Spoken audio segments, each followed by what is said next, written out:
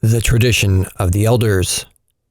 So the Pharisees and the scribes asked him, "Why do your disciples not live according to the tradition of the elders, but eat with defiled hands?" Mark 7:5, New Revised Standard Version. Why don't your disciples walk according to the tradition of the elders? Here's a question to which I give the following answer. The tradition is a written doctrine that brings forth its own set of manners and customs. Sometimes the traditions rest on certain laws, but sometimes they reside outside of them. According to some, the traditions are sacred. There are some sacred things that are man-made stupidities and crimes, but they can't alter those sacred laws which rest on the foundation of the human spirit and soul. Why does man sin? Because sometimes his soul and spirit manifest incorrectly. Have you seen how a pumpkin will sometimes crawl around the poles that hold up a fence and bloom there? It ends up sprouting, resulting in its deformation. It's pinched somewhere. What's the reason for this? It's very simple. Since it doesn't understand the laws, it crawls between the two poles without considering the space it has at its disposal. When it blossoms, the fruit doesn't have the conditions to develop freely due to the fact that it's pinched somewhere. Scientists will develop a whole theory for the deformation of the pumpkin, but there's actually nothing remarkable in this. When the gardener made the fence, he didn't have this in mind. He wanted to protect his garden from the pigs, that is, from all the external misfortunes that can possibly obstruct his interests. Evil resides in the fact that everyone always lives according to tradition. The wolf lives according to tradition, and if his son breaks this tradition, his father asks him, "Son, who gave you the right to break the sacred traditions of your ancestors?" If the little spider refuses to weave his web like his father, the latter will ask him, "Son, who gave you the right to break the sacred traditions of your ancestors?" And contemporary people who pass off as cultured and religious say that one cannot live without religion and traditions. In my view, this is only 1/3 of the truth. Can the animals live without religion, without traditions, and without churches? It's not important whether man can do without religion. What's important is whether he can do without food, without water, without air, and without light. One cannot exist without bread, without water, air, and light. This is a law. Saying that man can't do without religion is the tradition. Consequently, one must not only be religious, but also spiritual. Not only spiritual, but also divine. One can do without religion because religion is a tradition. Christ replies to the scribes and Pharisees, "This people honors me with their lips, but their hearts are far from me." The divine teaching says we have to do away with and renounce all sins and crimes. We have to abandon the sacred traditions. There are sacred traditions in science as well. A number of hypotheses and theories about the creation of the world. There have been experiments, research, and calculations, but they're far from the absolute truth. Here, I will also tell you a sacred tradition. A person is required to fast at least once a month, so he can give his stomach a break. So, he's required to spend at least 12 days a year in fasting. 2,000 years have passed since the time of Christ until now. 12 days a year of fasting means 24,000 days of fasting in all. They make 65 years. This is a debt that the people have to pay. In order to pay off this debt, one must fast for 5 days out of the month. Do you know how much this debt is worth to nature?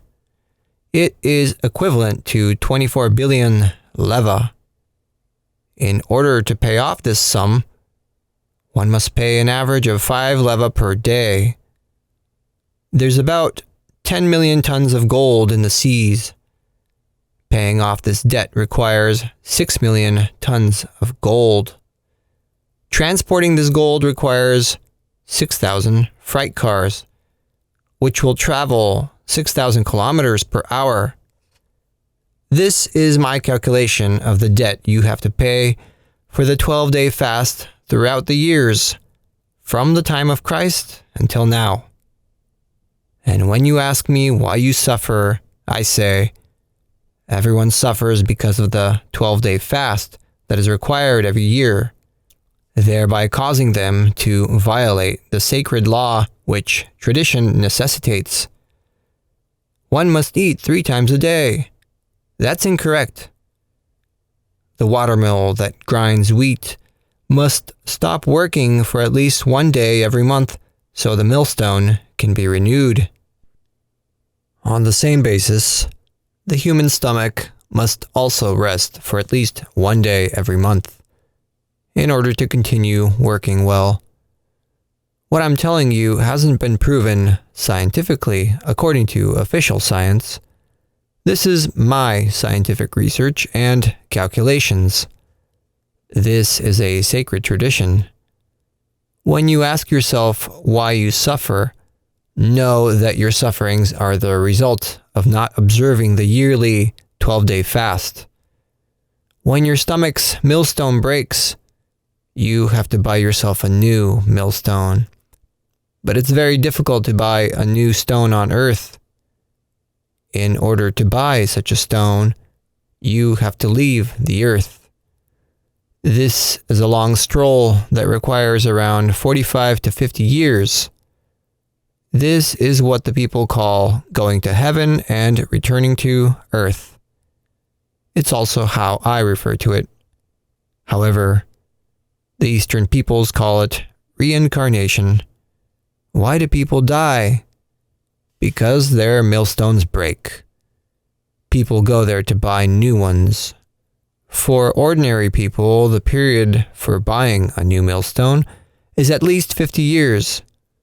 But for great and advanced people, it's 2,000 to 2,500 years. They asked Christ, "Why do your disciples not live according to the tradition of the elders?" And the people of today ask the same question. People are strange. Tell me, mothers and fathers, whether your sons and daughters didn't infringe on some sacred traditions in their childhood. Is there a child that didn't infringe on the traditions of the elders? Why do children infringe on traditions? You will say that they're small, that they aren't conscious of what they do. It's not only because they're children. There are other reasons too, which I don't want to tell you now. I know how children infringe on traditions when guests arrive. Upon seeing this, the mother quickly takes the child outside. Is there a person in the world who didn't infringe on the old traditions? The time has come for us to free ourselves from the false doctrine that we have to live according to traditions. You say, a person is born and dies. This is an old tradition that doesn't correspond to the truth. They ask, why should a person be born and die? If by birth you mean that you die in the other world and are born on earth, it makes sense.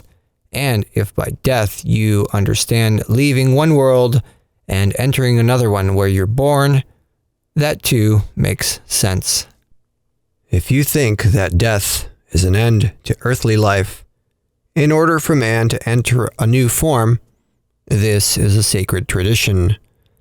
According to this tradition, people accept the existence of the other world.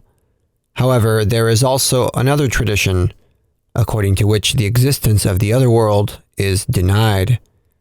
Why do your disciples eat with defiled hands? Why should a person wash his hands? So he doesn't get infected.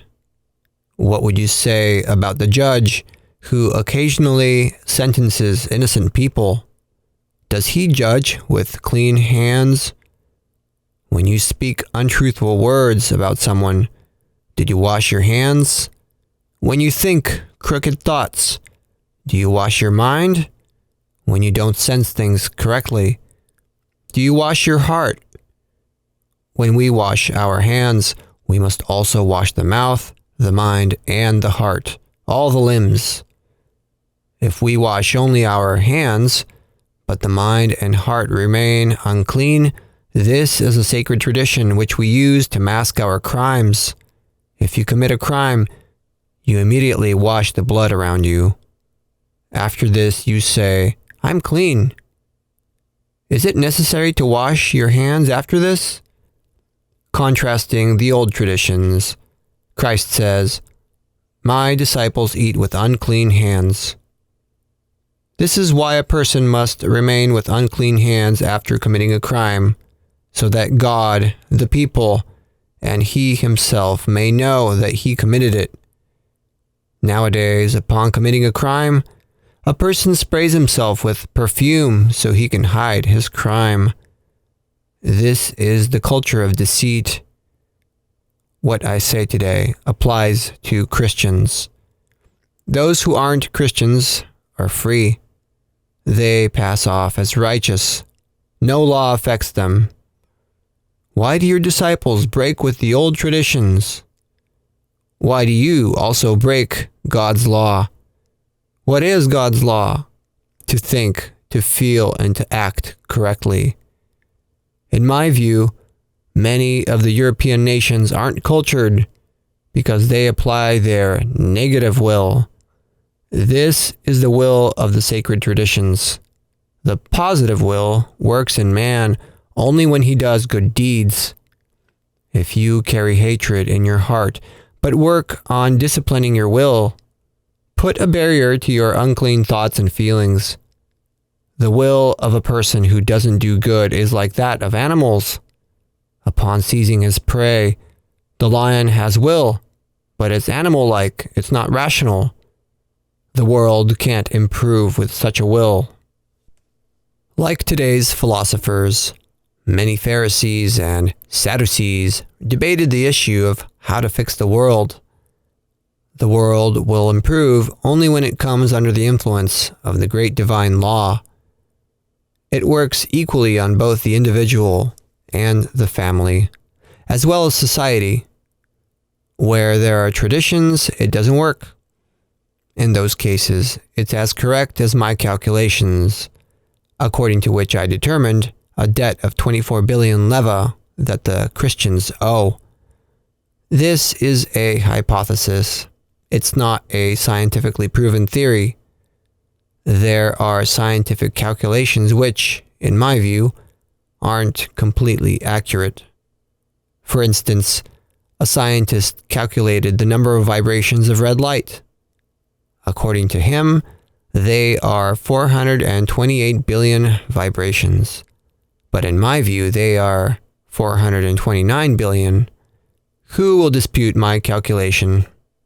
The same scientist says that orange light has 602 billion vibrations. I say they're 506 billion vibrations. Who will dispute this calculation?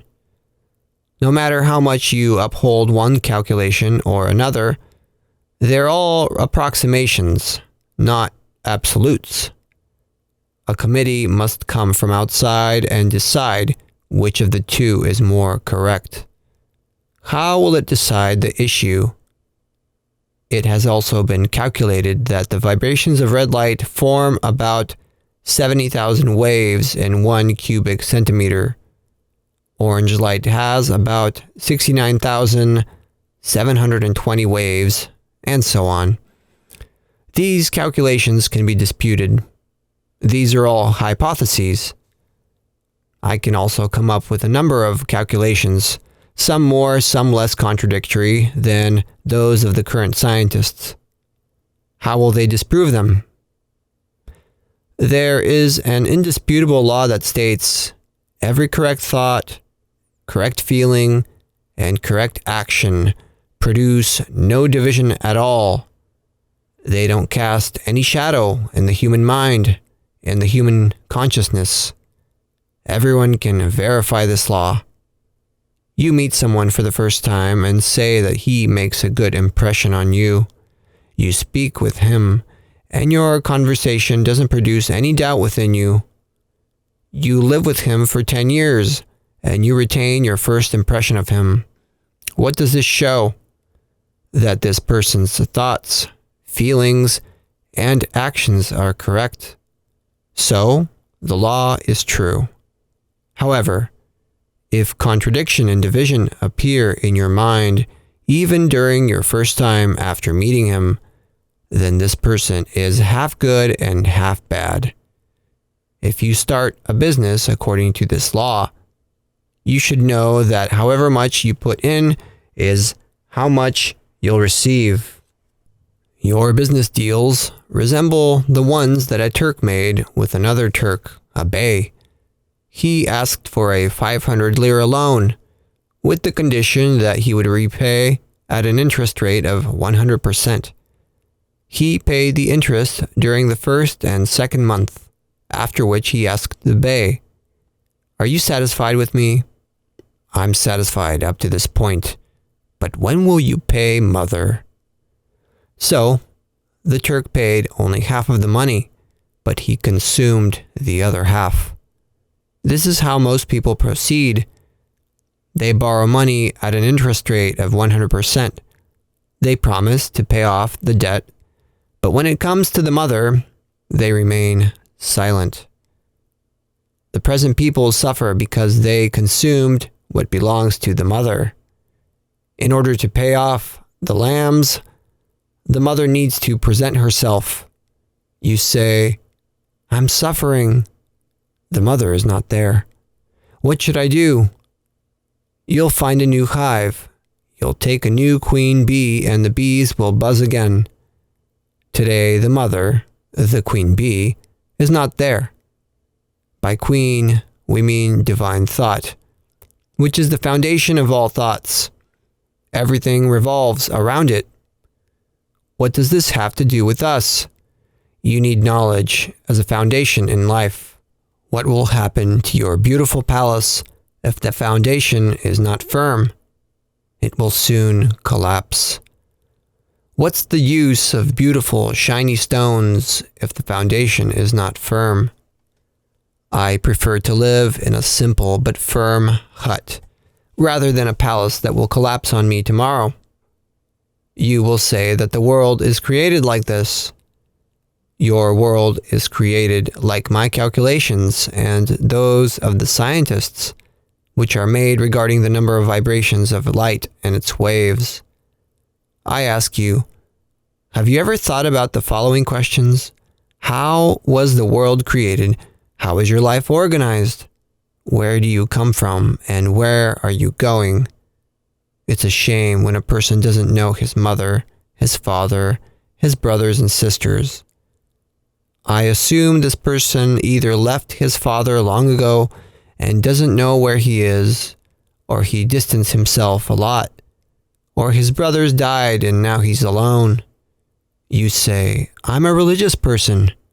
This is so, but contemporary people look upon the religious as ones who first take care of settling their own lives and afterwards building churches, schools, and hospitals.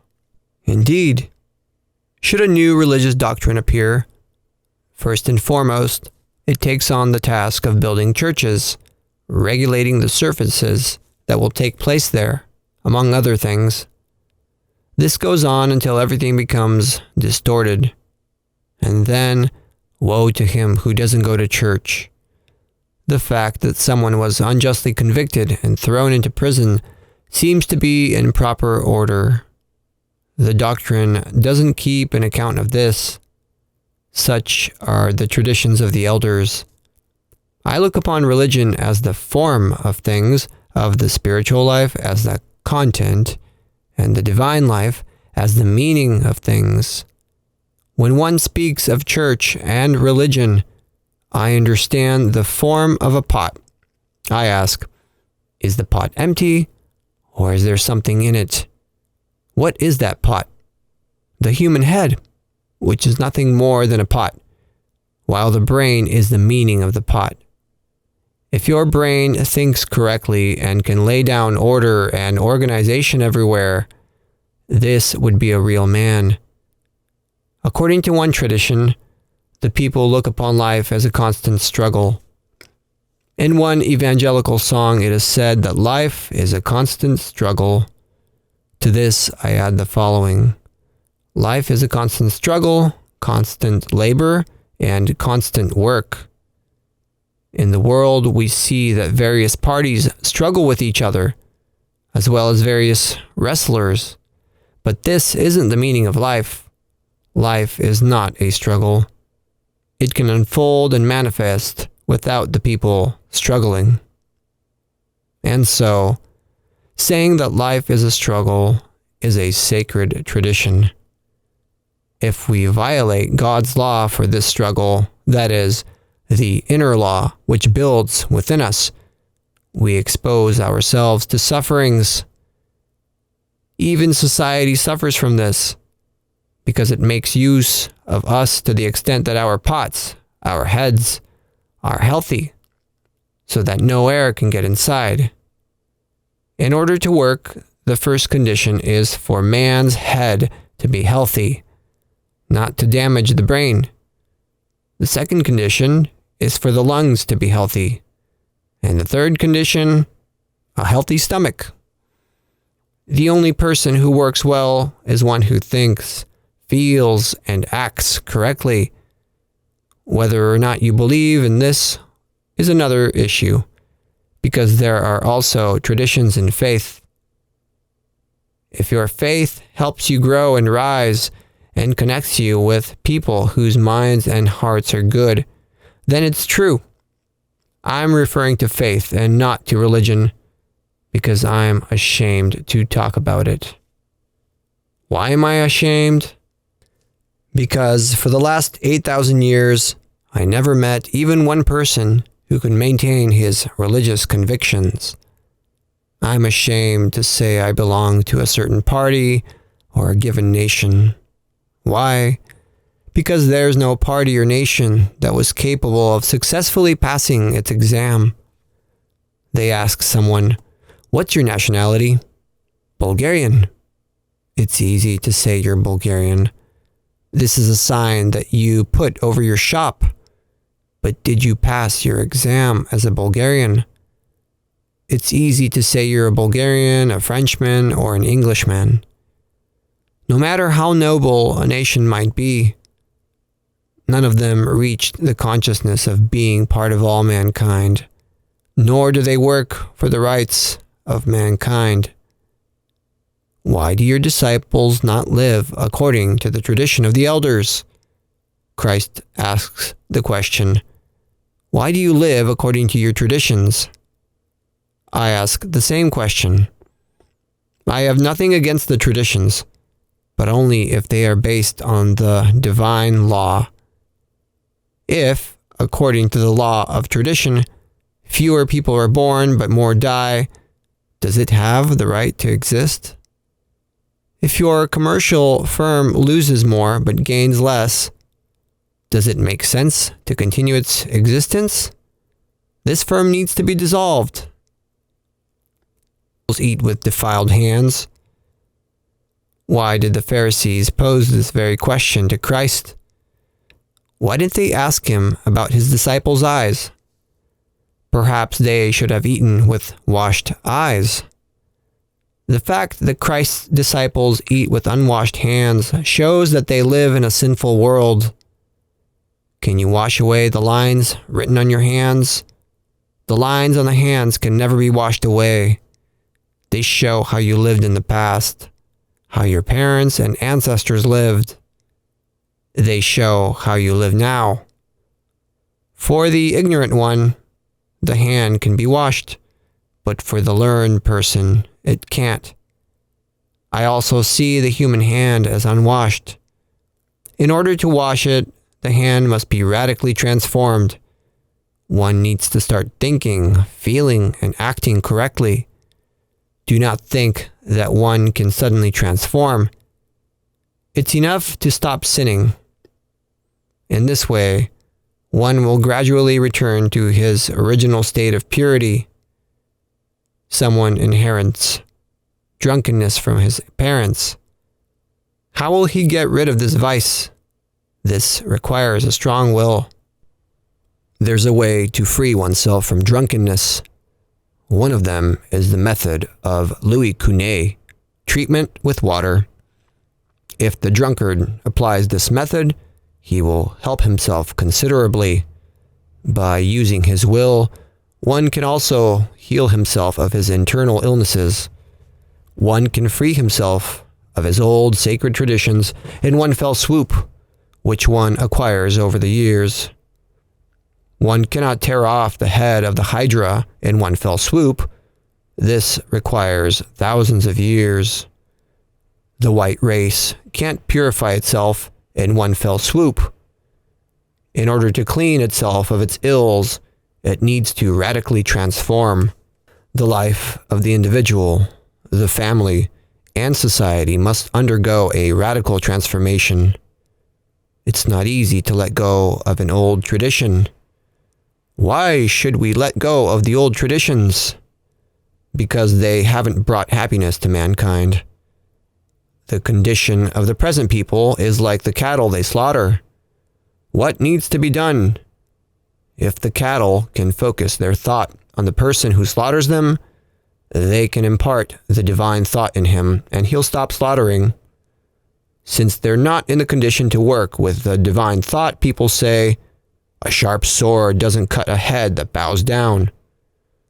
If the head is bowed down to the good, I understand that, but not to evil. You shouldn't give way to evil thoughts within your minds. After some time, one evil thought can wreak havoc, both to the individual as well as those surrounding him. You will say this is a philosophical claim. Even if this were so, this claim is based on positive data. You ask, when will the world get better? After thousands of years. The people will go according to the old way for a long time. They will gradually reach greater clarity. This process is inevitable because the earth is entering a new region. All the old forms will change. The new forms will destroy the old ones. The people won't notice how they grow, how they become new people. The old forms will fall as the autumn leaves fall from trees. New people with new thoughts will replace the old ones. Why do your disciples not live according to the tradition of the elders? My disciples don't live according to the old traditions, because their goal is to restore the divine laws among the people. And the people of today seek a way to improve their lives, to help themselves. They expect a new life and say, salvation will come from heaven. By heaven, I understand an intelligent life. So, they expect people to become wise, to look upon their interests as if they were common human interests. The intelligent life can exist on Earth, just as well as it can on all the remaining planets.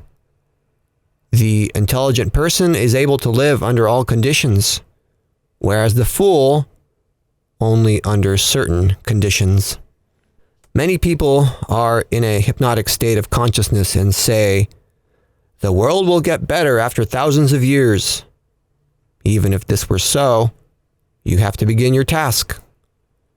If the caterpillar that wraps itself in a cocoon doesn't choose a point from which to begin, it would never be able to complete its task. If you don't lay a firm foundation on your house right now, in what situation will you find yourself after 1,000 years? Everyone must start thinking correctly, not just one person. Correct thinking is necessary for everyone. Accept this thought, wherever it may come from. You need to put effort into this. Yes, effort is required from everyone. Not only that, but one must be courageous and willing to renounce the old. There are times when the animals show greater courage, greater sacrifice than people. There are laws in nature that people hardly suspect. Not knowing these laws, they look upon all phenomena as the whims of nature. Camille Flammarion described various phenomena for which scientists have no explanation. How would you explain the strange phenomena with electricity? It's easy to say, the whims of electricity. How would you explain the following phenomena? A person travels through a forest by horse. A ball of electricity falls on top of him and burns all his clothes and shoes, yet he remains naked but healthy, not at all affected by the electricity. 50 or 60 years ago, a thunderbolt struck the pottery shop of a craftsman in Balchik. The electricity had an effect on all the empty vessels, but the full ones remained undamaged. In another case, an electric ball fell in a field, and whatever animals it met in its path, it sliced them into 2 equal halves. In one place, thunder struck and knocked over a large wall, throwing it at a distance of 100 meters from its original spot. Because scientists can't explain this phenomena, they refer to them using the common name, the whims of electricity. I say, whatever the scientist might think of themselves, a day will come when they'll admit they still have a lot to learn. There exist laws in nature of which the scientists know nothing. One day, they'll be baffled when they come across these laws. There was a time when diplomats and statesmen could foresee how certain events would unfold in politics. Today, they can't even foresee what events will take place during the week. Why? Because the conditions in life change quickly. They also find themselves subject to unexpected surprises. This turns them into fatalists, and they say, something strange is happening. Something new is coming. What's coming? What will happen? I'll tell you what will happen. The caterpillar will pierce the cocoon, and as a butterfly, it will fly away. You will see this for yourselves. All of you will get out and fly away. The new conditions, the new time that is coming will make everyone think and feel in a new way. We should make space for the new forces at work within us. Where will these forces come from? From nature, from all people. Should man be weaker than the animal? There are snakes that can kill a man when they bite him. Their poison is strong. That means the snake is stronger than man. Some woman meets a buffalo, and after only one gaze at it, she starts running. Then they say the buffalo is a stupid animal. How can it be stupid if it makes you run? The buffalo says, since you don't understand the laws of nature, you'll have to run. 3 hours before the weather spoils, the bees sense this and rush to hide in their hive.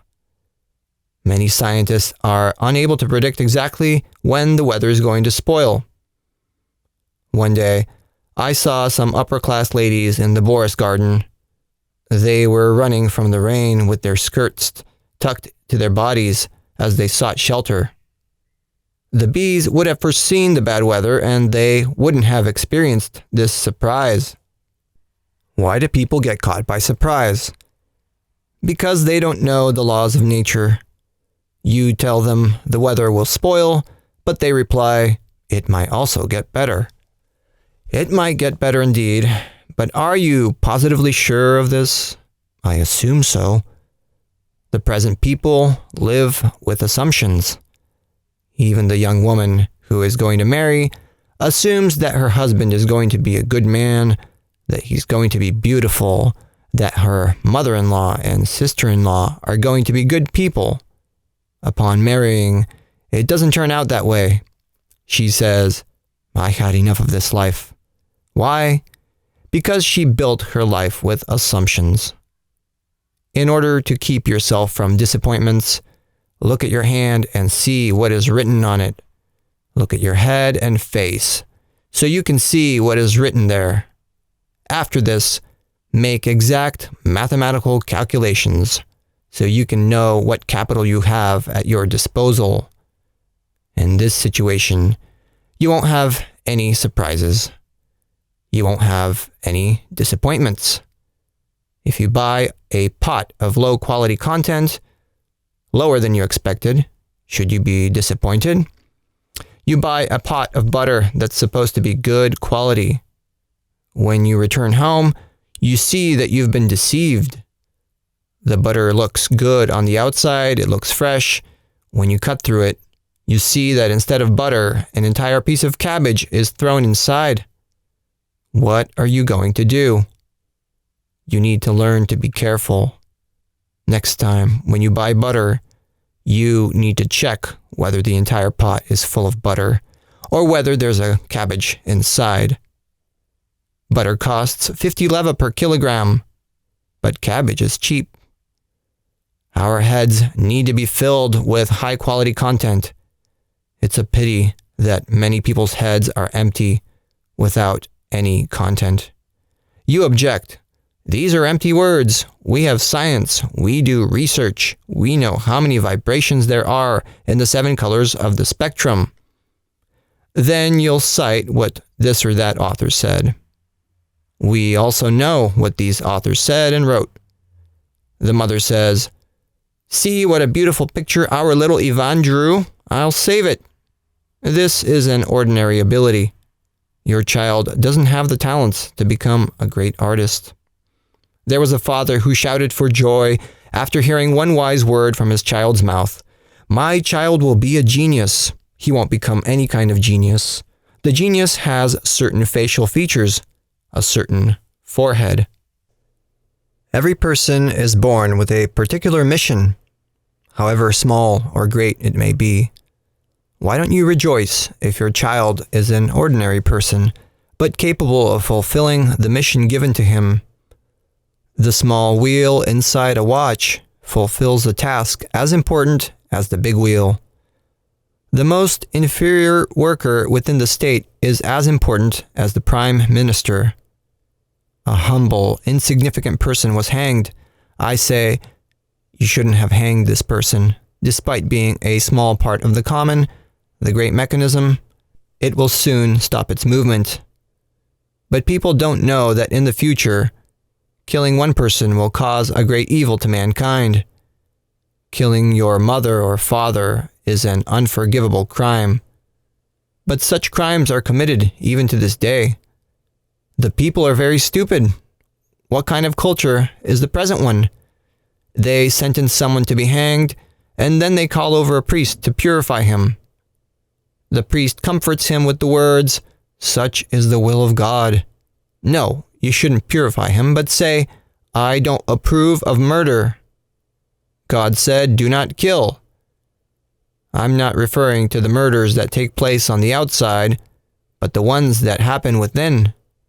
I'm not talking about the festering boil, but if they ask me whether a healthy part can be cut out, I say, you have no right. Every person who witnesses a crime in his presence must reject it from himself. He mustn't take part in it. Why do your disciples not live according to the tradition of the elders? My disciples can't live according to the sacred tradition of the elders. As I develop this subject before those of you who are priests, as well as the rest of you listening to me, you will say this teaching is dangerous. It's not dangerous. On the contrary, it will save you. If you continue going on the old path, you will sink down. You're walking on ice, which is starting to bend and crack. If they tell you to continue walking on it, they mean to harm you. The ice you're standing on is bending and cracking under your feet. If you take 2 more steps forward, you'll find yourselves at the bottom of the lake. Which lake? On the lake of sacred traditions. The path through the lake is correct. This is not the only path that is correct. Now you have to go around the lake and take another road. Every person is trying to secure himself, be it honestly or dishonestly, it's not important. They want security. There's another law for securing oneself. If you walk along the old path, you could commit many crimes without anybody seeing you. But years later, the greatest misfortunes will befall you. Knowing this, sift away the sacred traditions in which you live. Experience your own thoughts and feelings, but cast aside every thought and every feeling that brings division in the mind and heart. One day, I went to the Boris garden and sat on a bench. I saw an anthill close to me. An ant crawled on me. I grabbed it with my 2 fingers. She turned and started biting me. Why are you biting me? Do you know that I can squeeze you between my 2 fingers and send you somewhere you never thought of? She replied, I'm struggling with 2 dreadful giants. These are my 2 fingers. You have no concept of man, hence you allow yourself to bite. Yes, but we have our own paths and messages, and whoever dares to cross them will be bitten. No paths or messages frighten me. If I stick my cane inside your anthill, I'll scatter you in different directions. I let the ant go free and continued my musings. I say, the people also find themselves in the position of the ants. While they're strong and healthy, they think they can do whatever they want. However, as soon as the 2 fingers of Providence grab a hold of them, they start squirming and biting, saying, 2 giants are attacking us. These are the 2 fingers of Providence, which will surely come. You say, if it weren't for these 2 giants, you wouldn't meet any other people better than us. Today, God is squeezing the Bulgarians between his 3 fingers, the Serbs, the Romanians, and the Greeks. You say, if it weren't for these fingers, we could easily have managed. We have an anthill. We have laws. God can stir up your anthill. He can change your laws. When it comes to the European nations, God grabs them with 5 of his fingers and asks them, are you ready to live as brothers amongst yourselves? If you're not ready, I can stir up your anthill too. The people refer to this as a revolution. I, however, call it stirring up the anthill. All I have to do is stick my cane into the anthill and scatter the ants to every corner of the world. There are ants like the termites, which bring fear and trembling among the people. They have their own artillery, cavalry. The termites are dangerous. They eat everything. Both animals and people run away from them. Now the people expect something new. Some expect the world to be magically improved, whereas others expect a revolution. The world is already repaired. There's no reason to repair it right now. However, the wise people must reason correctly. Don't you think that if the anthill gets scattered, it wouldn't move elsewhere? If the people live as brothers amongst themselves, they will see that the divine world is already repaired. There's enough food for everyone. There's also enough materials for building houses for everyone.